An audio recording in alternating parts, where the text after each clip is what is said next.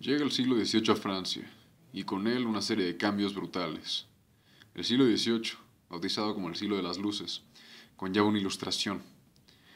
La ilustración trae una serie de intelectuales, por ejemplo Voltaire, Rousseau y Montesquieu, que traen ideas antimonárquicas al estar asqueados de este contraste social y esta opresión a la clase baja. En Francia hubo una monarquía absoluta. El rey de ese entonces, en 1780 más o menos, era Luis XVI, que apodaron despectivamente como el Bueno, por un carácter débil. Él se casó con María Antonieta, una mujer, una noble de Austria, que bueno, era mujer muy extravagante. Tuvo unos gastos brutales en la corona, por lo que perdió mucha popularidad entre la gente y bueno, causó un alboroto social. La sociedad francesa, hacia 1789, estaba dividida en tres. Estaba el clero, que cobraba el diezmo a la sociedad, ya que era un país totalmente católico. Estaba la nobleza, que cobraba impuestos como la renta hacia el tercer estado, que es al que voy ahora. Eh, y bueno, sacaban provecho de tributos o cualquier forma de exprimir dinero de la clase baja. Y el tercer estado, que estaba conformado por comerciantes, que se pueden considerar como los preburgueses o burgueses, y los campesinos. Se tiene que considerar que eran la mayoría, ya que esto hace un cambio muy significativo durante todo el proceso de revolución. Había más de 20 millones en el tercer estado. En concreto, estos fueron tres de los factores más importantes que antecedieron a la Revolución Francesa. La desigualdad social, de la que acabo de hablar, la independencia de Estados Unidos, que va de la mano con los intelectuales, ya que estas ideas de eh, autonomía nacional se contagiaron entre el círculo de pensadores de ese momento. Que estudian al hombre son la antropología, la historia, la psicología y la sociología. La antropología es la ciencia encargada de estudiar al hombre. La antropología lo estudia como ser vivo y como creador de la cultura. Es la encargada de buscar las huellas que ha dejado el hombre a través del tiempo. Estudia su evolución como ser vivo y su lucha por dominar la naturaleza.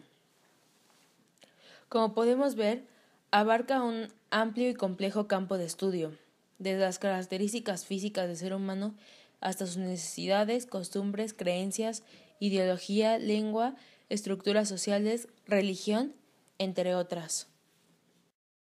Tenemos las ciencias que son producto de la actividad del hombre, que son la economía, el derecho, las ciencias políticas y la geografía humana. Empezaremos con la economía. La economía se ocupa de las necesidades materiales del hombre y los recursos que éste utiliza de la naturaleza para satisfacerlas. Tienen tres funciones básicas: la producción, la distribución y el consumo. Empezaremos hablando con la producción. La producción es la transformación de la materia por medio del trabajo en bienes susceptibles de ser consumidos, y sus factores son tierra, trabajo y el capital. En la tierra es el conjunto de elementos por el que el hombre va a sacar recursos para satisfacer sus necesidades materiales. El trabajo es la actividad mental y física que el hombre tendrá que hacer para transformar de la naturaleza en bienes terminados o semiterminados, como por ejemplo la actividad de un obrero o la actividad de un escritor. El capital son todos aquellos recursos económicos susceptibles de reproducirse y que ayudan a la producción. La distribución es dividir el producto entre varios, o sea, que es repartir la riqueza material entre los factores de la producción que en ella intervinieron. El consumo es la utilización de los satisfactores creados para obtener el bienestar buscado. La economía utiliza dos métodos, el inductivo y el deductivo. El deductivo pasa del conocimiento específico y particular al conocimiento general y universal, y el deductivo va del conocimiento general al conocimiento particular, lo que permite que se reduzcan los fenómenos económicos a un sistema con leyes más generales. Ahora, el derecho es el conjunto de normas jurídicas que regulan el comportamiento de los individuos en sociedad. Las normas jurídicas son obligatorias y se caracterizan por ser bilaterales porque imponen obligaciones, pero también otorgan derechos. Son externas porque su finalidad es regular la conducta externa del individuo, sus actos y comportamientos que pudieran afectar la vida social. Son heterónomas, ya que las normas son impuestas por una persona que es ajena al individuo, y son coercibles porque su incumplimiento implica la posibilidad del uso de la fuerza por parte del Estado. Las ciencias políticas es la ciencia que estudia las relaciones de poder, de autoridad y de mando, y que se establecen en grandes o pequeñas agrupaciones sociales, abarcando desde el Estado, la Iglesia, la familia, la escuela y otras instituciones. El campo de estudio de las ciencias políticas está constituido por las relaciones de poder que se dan al interior de todo grupo social. La geografía humana es la parte de la geografía que estudia la relación entre el hombre y el medio. Incluye el estudio del uso que hace el hombre del medio físico. Las ciencias naturales. Las ciencias naturales, también conocidas como ciencias de la naturaleza o físico-naturales, son aquellas ciencias que tienen por objeto el estudio de la naturaleza, siguiendo la modalidad del método científico, conocido también como método experimental. Estudian los aspectos físicos y no los aspectos humanos del mundo. Así como grupo, las ciencias naturales se distinguen de las ciencias sociales o ciencias humanas, cuya identificación o diferenciación de las humanidades y artes y de otro tipo de saberes es un problema epistemológico diferente.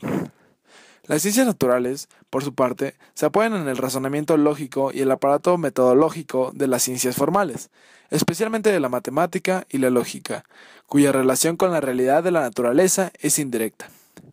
A diferencia de las ciencias aplicadas, las ciencias naturales son parte de la ciencia básica, pero tienen en ellas sus desarrollos prácticos, e interactúan con ellas y con el sistema productivo en los sistemas denominados de investigación y desarrollo o investigación, desarrollo e innovación. Algunas ramas de las ciencias naturales son astronomía, que se ocupa del estudio de los cuerpos celestes, sus movimientos, los fenómenos ligados a ellos, su registro, y la investigación de su origen a partir de la información que llega a ellos a través de la radiación electromagnética o de cualquier otro medio. Biología. Se ocupa del estudio de los seres vivos, y más específicamente de su origen, su evolución y sus propiedades, como son la génesis, la nutrición y la morfogénesis. Física. Se ocupa del estudio de las propiedades del espacio, el tiempo, la materia y la energía teniendo en cuenta sus interacciones. Geología. Se ocupa del estudio de la Tierra y de los cuerpos celestes rocosos, la materia que los compone, la estructura, sus mecanismos de formación y los cambios o alteraciones que han experimentado desde su origen. Química. Se ocupa del estudio de la composición, la estructura y las propiedades de la materia, así como los cambios de sus reacciones químicas. Finalmente es necesario mencionar que al hablar de ciencias naturales también tenemos que hablar del tema de las ciencias cruzadas. Las diferencias entre las disciplinas de las ciencias naturales no son siempre marcadas, y estas ciencias cruzadas comparten un gran número de campos. La física juega un papel significativo en las otras ciencias naturales, dando origen, por ejemplo, a la astrofísica, la geofísica, la química física y la biofísica. Asimismo, la química está representada por varios campos, como la bioquímica, la geoquímica y la astroquímica. Un ejemplo particular de disciplina científica que abarca múltiples ciencias naturales es la ciencia del medio ambiente. Esta materia estudia las interacciones de los componentes físicos, químicos y biológicos del medio, con particular atención a los efectos de la actividad humana y su impacto sobre la biodiversidad y la sostenibilidad. Esta ciencia también afecta a expertos de otro campo. ¿Cuál es la diferencia entre una ciencia natural y una social? Pues la social va a estudiar al ser humano, sus manifestaciones materiales e inmateriales, las reacciones que éste tenga y su comportamiento con la sociedad. Mientras que las ciencias naturales van a estudiar a la naturaleza como objeto y sus aspectos físicos. Las ciencias naturales nunca van a poder meterse en el tema de las sociales porque ellas no van a estudiar al ser humano. Por ejemplo, las sociales estudian como la economía, la política. ¿Por qué la economía? Se podría decir que porque es una manifestación material que necesita el ser humano para sobrevivir. Y la política, en el espectro de cuadrantes, es una ideología que se ubica entre, puede ser liberalismo y la ideología izquierdista. Esto incluye a la sociedad, por eso es una ciencia social y no natural. Las ciencias naturales pueden ser la química y llevan un método científico. La mayor parte de las ciencias naturales van a llevar método científico, como son la química y la física. ¿Por qué? Porque tienen que basarse empírica en la medición, sujeto a principios específicos del razonamiento, mientras la física sirve para medir cualquier tipo de alturas, ya sea temperaturas o velocidades. Y esto es una reacción de la naturaleza, no es una reacción del ser humano. Esa es la diferencia que hay entre las ciencias naturales y las ciencias sociales. Uno de los muchos resultados que trajo la Revolución Francesa fue que se destruyó el sistema feudal, se dio un golpe fuerte a la monarquía absoluta, surgió la creación de una república de corte liberal, se difundió la Declaración de los Derechos del Hombre y de los Ciudadanos, hubo una separación de la Iglesia y el Estado en 1794 que fue antecedente para la separación de la religión y la política en otras partes del mundo. La burguesía amplió cada vez más su influencia en Europa, se difundieron ideas democráticas, los derechos y privilegios de los señores feudales fueron anulados. Comenzaron a surgir ideas de independencia en las colonias iberoamericanas, se fomentaron los movimientos nacionalistas y hubo nacionalización de los bienes de la Iglesia.